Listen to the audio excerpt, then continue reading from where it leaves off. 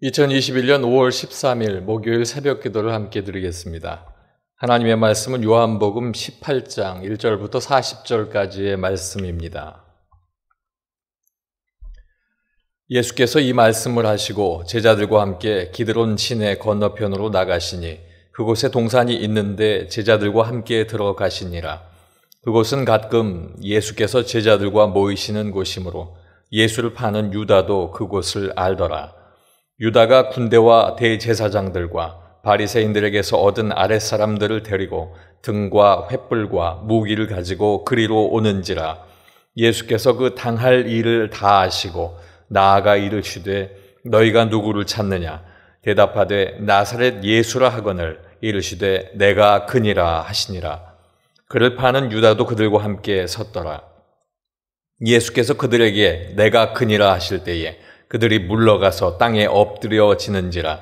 이에 다시 누구를 찾느냐고 물으신데 그들이 말하되 나사렛 예수라 하거늘 예수께서 대답하시되 너희에게 내가 그니라 하였으니 나를 찾거든 이 사람들이 가는 것은 용납하라 하시니 이는 아버지께서 내게 주신 자 중에서 하나도 잃지 아니하였사옵나이다 하신 말씀을 응하게 하려 함이로라. 이에 시몬 베드로가 칼을 가졌는데 그것을 빼어 대제사장의 종을 쳐서 오른편 귀를 베어버리니 그 종의 이름은 말고라. 예수께서 베드로더러 이르시되 칼을 칼집에 꽂으라. 아버지께서 주신 잔을 내가 마시지 아니하겠느냐 하시니라. 이에 군대와 천부장과 유대인의 아랫사람들이 예수를 잡아 결박하여 먼저 안나스에게로 끌고 가니 안나스는 그 해의 대제사장인 가야바의 장인이라. 가야바는 유대인들에게 한 사람이 백성을 위하여 죽는 것이 유익하다고 권고하던 자러라. 시몬 베드로와 또 다른 제자 한 사람이 예수를 따르니 이 제자는 대제사장과 아는 사람이라. 예수와 함께 대제사장의 집들에 들어가고 베드로는 문 밖에 서 있는지라.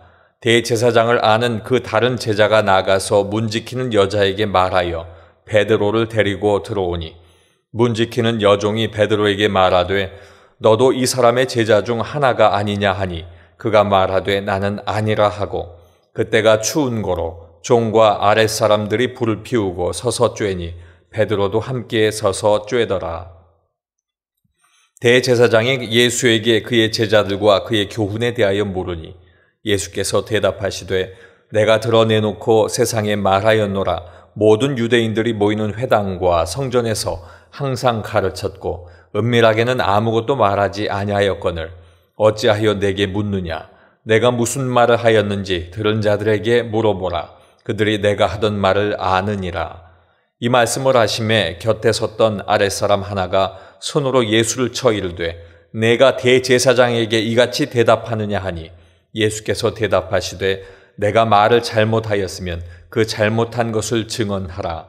바른 말을 하였으면 내가 어찌하여 나를 치느냐 하시더라.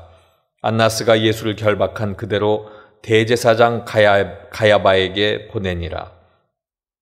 시몬 베드로가 서서 불을 쬐더니 사람들이 묻되 너도 그 제자 중 하나가 아니냐? 베드로가 부인하여 이르되 나는 아니라 하니 대제사장의 종 하나는 베드로에게 귀를 잘린 사람의 친척이라. 이르되 내가 그 사람과 함께 동산에 있는 것을 내가 보지 아니하였느냐? 이에 베드로가 또 부인하니 곧 닭이 울더라. 그들이 예수를 가야바에게서 관정으로 끌고 가니 새벽이라. 그들은 더럽힘을 받지 아니하고 유월절 잔치를 먹고자 하여 관정에 들어가지 아니하더라. 그러므로 빌라도가 밖으로 나가서 그들에게 말하되 너희가 무슨 일로 이 사람을 고발하느냐? 대답하여 이르되 이 사람이 행악자가 아니었더라면 우리가 당신에게 넘기지 아니하였겠나이다. 빌라도가 이르되 너희가 그를 데려다가 너희 법대로 재판하라. 유대인들이 이르되 우리에게는 사람을 죽이는 권한이 없나이다 하니 이는 예수께서 자기가 어떠한 죽음으로 죽을 것을 가리켜 하신 말씀을 응하게 하려 함이로라. 이에 빌라도가 다시 관정에 들어가 예수를 불러 이르되 내가 유대인의 왕이냐? 예수께서 대답하시되 이는 내가 스스로 하는 말이냐? 다른 사람들이 나에게 대하여 내게 한 말이냐?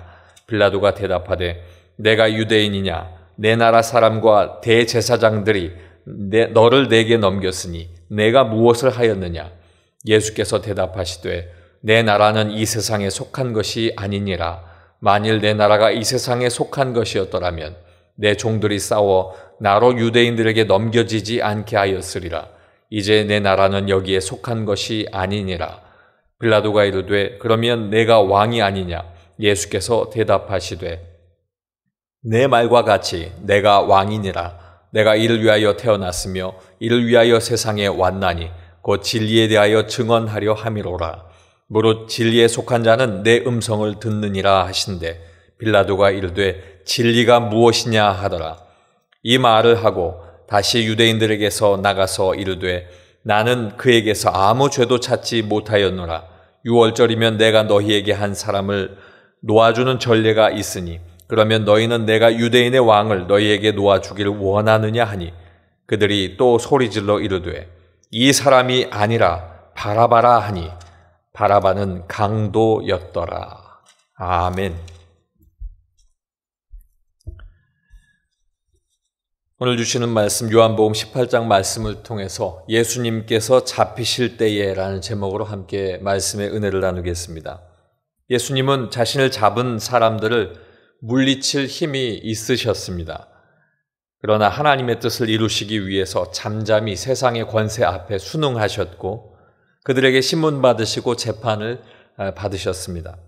모든 사람을 구원하시기 위한 예수님의 희생의 발걸음이 오늘 본문 말씀의 앞부분에 기록이 되어 있습니다. 우리는 예수님께서 아버지의 뜻에 순종해서 자기 몸을 십자가에 산 제물로 내어주신 것을 기억하고 예수님을 본받아 희생하고 헌신해야 할 것입니다. 예수님께서 잡히실 때에 어떠한 일들이 있었는지 함께 말씀의 은혜를 나누겠습니다. 첫째로 예수님은 당할 일을 알고 계셨습니다. 3절과 4절 말씀입니다. 유다가 군대와 대제사장들과 바리새인들에게서 얻은 아랫사람들을 데리고 등과 횃불과 무기를 가지고 그리로 오는지라. 예수께서 그 당할 일을 다 아시고 나아가 이르시되 너희가 누구를 찾느냐?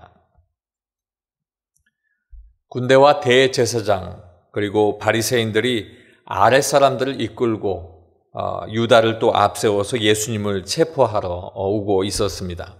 그들의 손에는 무기가 들려져 있었는데 예수님께서는 이 모든 것들을 알고 계셨습니다. 그래서 그들에게 묻습니다. 너희가 누구를 찾느냐? 이 질문을 하실 때에 나사렛 예수라고 했고 예수님께서는 그가 바로 나다 이렇게 말씀하실 때에 그들이 뒤로 물러가 땅에 엎드려졌다고 6절 말씀에 증거하고 있습니다. 예수님의 위험 앞에서 그들이 서서 바라볼 수 없었기 때문에 그들은 뒤로 물러가 엎드렸습니다. 그때 예수님은 다시 한 번 더 그들에게 말씀하시고 예수님께서는 이 모든 일이 아버지의 뜻을 이루시기 위한 것임을 알고 그들을 향해서 내가 바로 그다라고 말씀하신 것입니다. 그 때문에 죄가 없으셨음에도 불구하고 스스로 잡히심으로 그 상황을 받아들이셨습니다. 알고 계셨음에도 피하지 않으시고 하나님의 뜻에 순종하신 예수님을 본받아서 우리도 말씀에 순종하는 신앙의 모습이 우리에게 있기를 주님의 이름으로 부탁합니다. 두 번째는 예수님은 제자들을 보호하셨습니다. 8절부터 9절까지의 말씀입니다. 예수께서 대답하시되 너희에게 내가 그니라 하였으니 나를 찾거든 이 사람들이 가는 것을 용납하라 하시니 이는 아버지께서 내게 주신 자 중에서 하나도 잃지 아니하여 싸움나이다 하신 말씀을 응하게 하려 함이로라. 아멘. 예수님께서는 자신을 잡으러 온 사람들에게 자신이 예수님이다 이렇게 알리셨습니다. 그러면서 제자들이 가는 것, 그들을 풀어달라, 용납해달라라고 말씀하신 것입니다.